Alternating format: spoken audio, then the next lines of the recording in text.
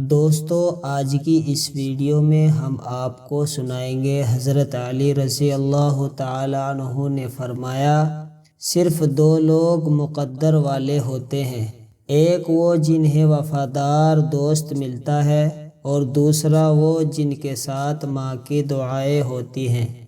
تین لوگ جب آپ کے سامنے بات کر رہے ہو تو انہیں مت روکے۔ نمبر 1 والدین، نمبر 2 بچہ اور نمبر 3 غم زدہ انسان، کیونکہ ان کا دل بول رہا ہوتا ہے۔ دوستوں کا انتخاب سوچ سمجھ کر کیا کرو، کیونکہ تم اپنے جنازے کی پہلی صف کا انتخاب کر رہے ہو۔ 3 انسان 3 چیزوں سے محروم رہے گا۔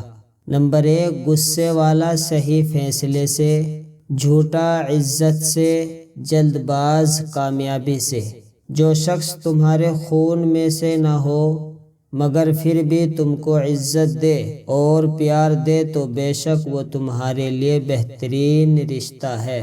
کوئی تمہارا دل دکھائے تو ناراض مت ہونا، کیونکہ قدرت کا قانون ہے، جس درخت کا پھل زیادہ میٹھا ہوتا ہے لوگ پتھر بھی اسی کو مارتے ہیں۔